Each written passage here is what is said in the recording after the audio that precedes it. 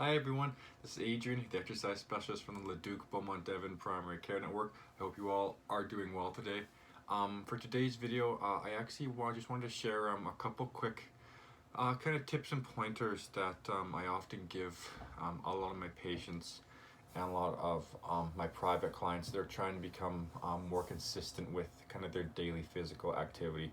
Um, Obviously, with physical activity, being consistent is of the utmost importance, and if you want to be successful long term, consistency is absolutely the key for physical activity as well as pretty much anything in life, right? So a big issue that I tend to see with a lot of people is that at least that I tend to treat are are going from being primarily completely inactive to wanting to be very active overall, or needing to be, pretty active overall. And that's a significant change, going from little to no physical activity to a significant amount of physical activity. Something like, not really doing any exercising, maybe a casual walk once in a while, to, exercising consistently 4 or 5 times a week. That's a significant change, right? And usually we use that 4 or 5 times a week because that meets the guidelines set by the Canadian Society of Exercise Physiology of 150 minutes a week of moderate to vigorous physical activity. So we usually break that down to half an hour per day, 5 times a week of, structured, somewhat intense physical activity. So that's where those numbers come from. Going from nothing to something that significant is actually a big change, and that's not an easy change for a lot of people to make. And so many people that see me, or people that are just trying on their own, that go from nothing to being motivated to exercise and so on and so forth. That's fantastic, but what happens is they tend to charge in head first, and they burn out very quickly in a week or two, either from injury or fatigue, or mental burnout, or they just don't want to maintain it because they realize that it is so difficult to maintain, especially we don't have the skill set and the strategies there to help you do so. And that's what people tend to see. You get really motivated, and you do a lot, and then it goes away, and so on and so forth. And that's why motivation itself isn't always kind of the main driving factor that we want you to focus on while exercising. All of us has a certain level of motivation for physical activity, but it comes and goes, and it peaks and it wanes, and so on and so forth. And that's for everyone, regardless of how active you are.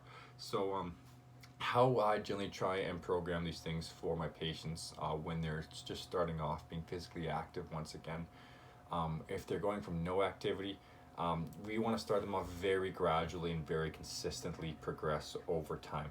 We want continued kind of successive bouts of completed successful exercise. I'd rather someone exercise twice a week and complete those workouts as planned, and then we very gradually build on that over time, as opposed to throw 5 workouts a week at someone right off the hop, have them do it for 2 weeks and then burn out and then stop. Right? We want to gradually build successive completed workouts over time, because success breeds success, and these habits become momentous and habitual. Right?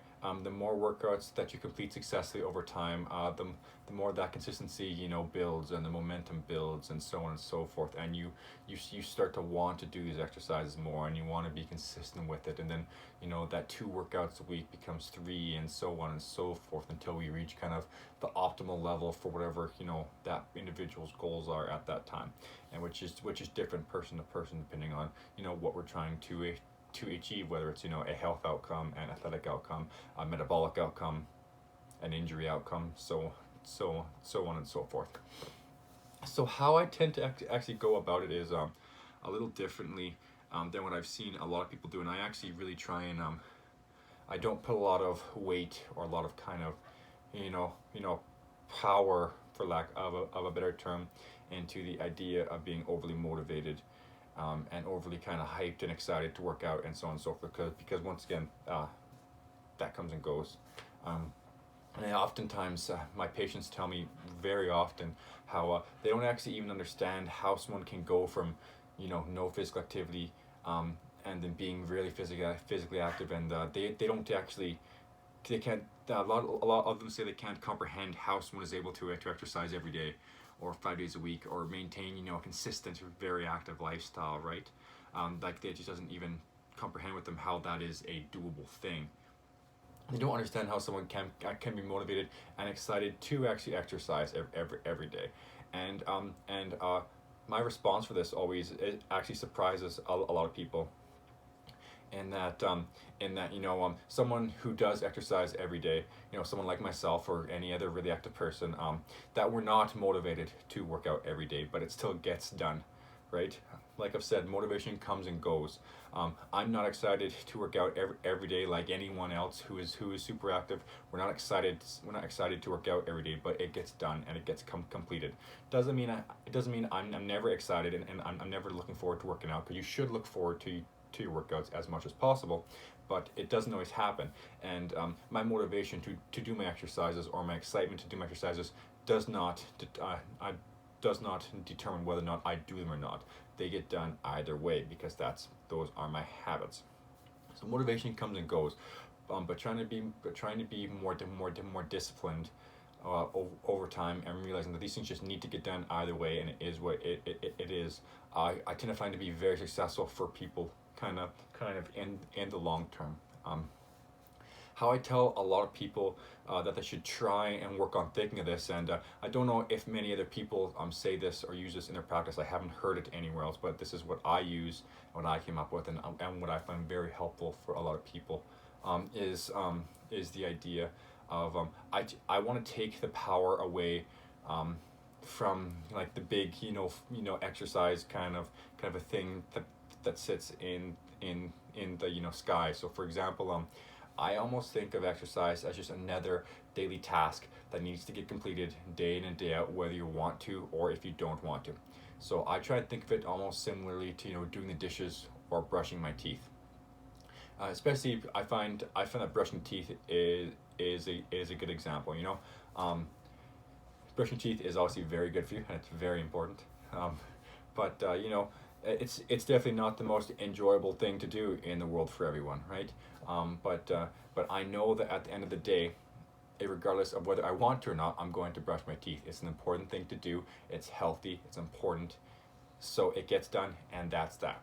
So many people that are trying to develop physical activity into their lifestyle, it's almost like a dark cloud floating over their head, right?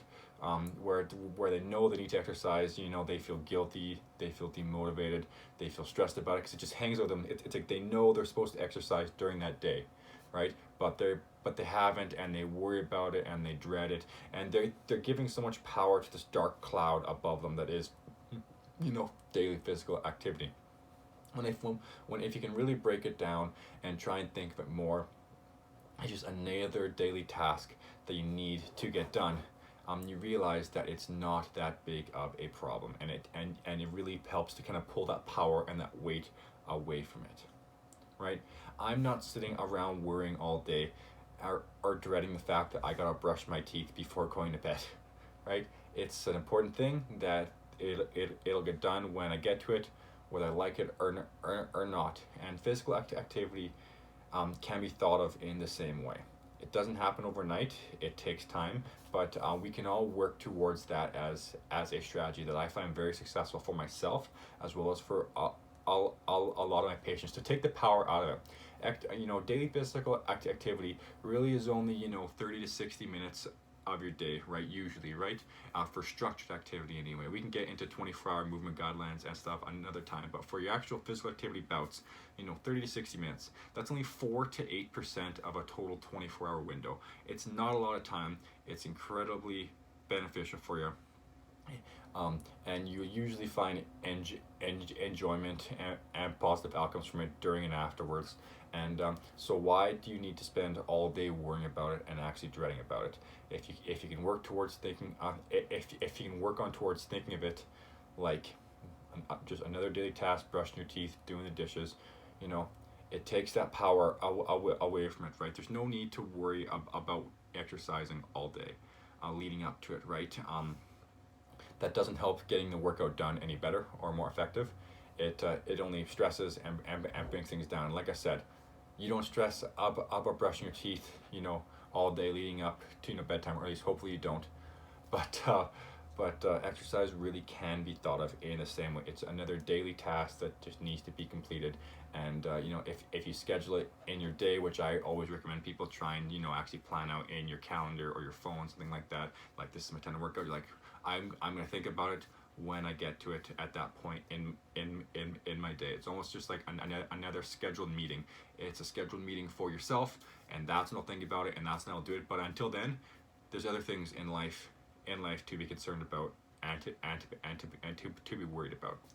And when you're able to kind of bring down like the power of this, you know, mystical, you know, I need to be physically active thing over your head every day, and realize it's just another daily task that's incredibly beneficial for me, and I will get to it when I get to it in my day. It's incredibly liberating, and it really helps to be more consistent with it, because your mind's not thinking that there's this monumental task that it needs to complete every day. It's just another thing, but it's incredibly beneficial for you. So I realize that's likely a bit of an unconventional way to actually look at it, but that's how I've thought of physical activity for a very long time. And I'm someone who is very consistent with physical activity, and I don't have problems with being very consistent. And I notice working on this kind of a method with my patients over the long term actually has had a pretty large success rate on the whole, with getting people to be consistently active over time. Doesn't always work, and it won't work for everyone. Some people need other methods, but this is a method that I find successful. It's not the only method that I use with my patients, but it's a method that I find really speaks to a lot of people, and they find success over the long term. So I hope you guys found that helpful. If you have any questions, feel free to post them down below. Please like the video and subscribe to the YouTube channel. My name is Adrien. I'm the exercise specialist at the Leduc, Beaumont, Devon Primary Care Network. Thank you so much, and have a great day.